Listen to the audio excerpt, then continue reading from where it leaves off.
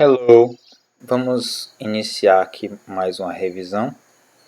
Aqui a gente vai falar sobre a Second Conditional.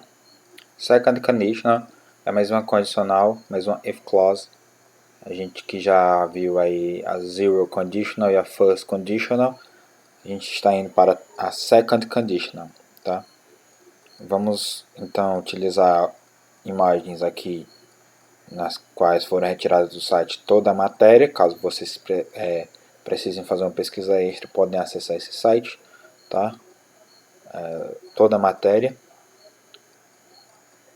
E foi escrita aqui pela Daniela Tiana, né? Professora licenciada em letras. Bom, second conditional, elas são orações que são utilizadas para falar de situações pouco prováveis ou mesmo irreais no futuro. Como eu já disse antes, é mais uma imaginação ou um arrependimento, certo? Como eu disse, eu posso falar If I Were a Boy, que nem a música lá da Beyoncé, If I Were a Boy, que ela fala se ela fosse um menino, o que é que ela faria, né? Isso aqui é algo irreal, já que ela não pode, ela não faria, ela não tem como fazer as coisas que ela disse que faria se fosse um garoto, porque ela não é. Ou ela pode imaginar aqui, por exemplo, If I had lots of money, I could travel around the world. Se eu tivesse muito dinheiro, eu poderia viajar pelo mundo, né? Então, como eu não tenho, eu não farei isso, certo? Então é algo que não é possível, é muito pouco provável ou irreal. É algo que não faz parte da minha realidade, certo? Então vamos colocar isso aqui como fato. É algo que eu posso estar arrependido. If I were more careful, se eu fosse mais cuidadoso, it would not happen. Se eu fosse mais cuidadoso, isso não teria acontecido. Certo? Já aconteceu, então estou arrependido. Continuando aqui,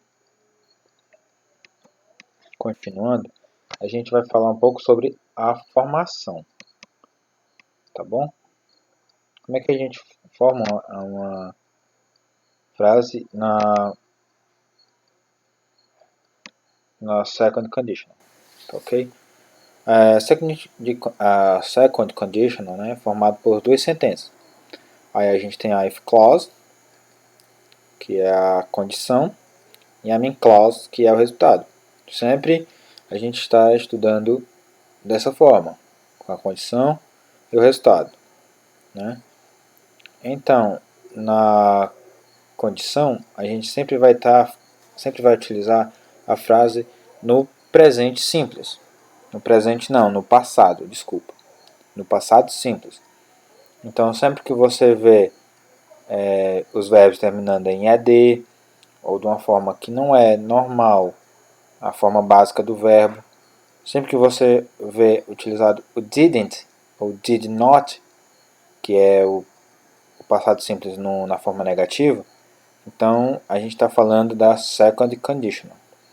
E o resultado pode ser utilizado aqui, está dando alguns exemplos, com would, could, might ou should. Mas a gente não vai entrar em todas essas terminações. A gente vai considerar que todos os resultados terminam com would, tá? Que, como eu já expliquei para vocês, would significa, não tem tradução, certo? Mas ele deixa o próximo verbo, a próxima palavra que vier depois, ela vai terminar como se fosse no português, terminando em ia. Por exemplo, would smile.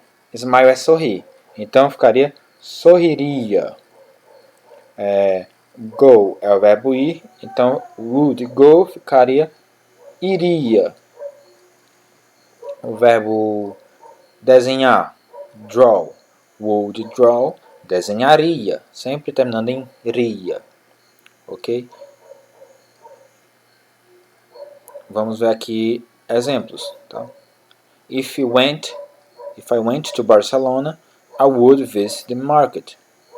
Se eu fosse a Barcelona, o verbo fosse aqui é o passado do verbo ir. Então, em inglês, é o verbo go, e aqui tem went, que é passado, né? I would visit, se você for ver aí, tem eu iria visitar. Ou poderia traduzir eu visitaria, né, o mercado.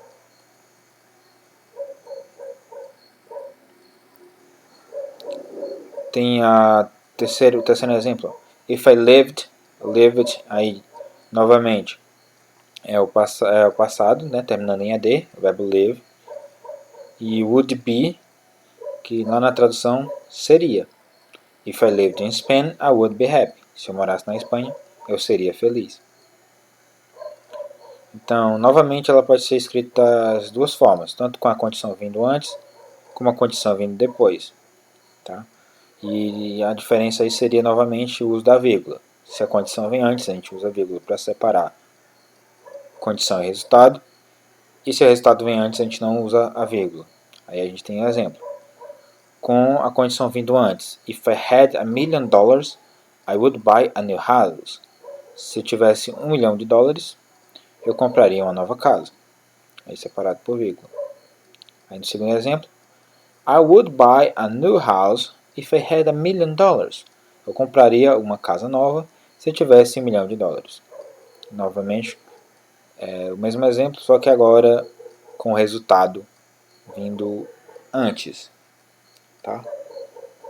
Para quem já estudou Zero Conditional e First Conditional, já conhece essa estrutura. E aí, para diferenciar, só vamos usar estas explicações. A Second Conditional é utilizada, né, para falar de coisas pouco prováveis, arrependimentos ou situações imaginárias, com a condição vindo no passado simples e o resultado vindo utilizando o would. Ok? Pegou essa explicação? Entendeu esse resumo dessa explicação? Vocês estão prontos para utilizar a Second Conditional. É isso e até mais.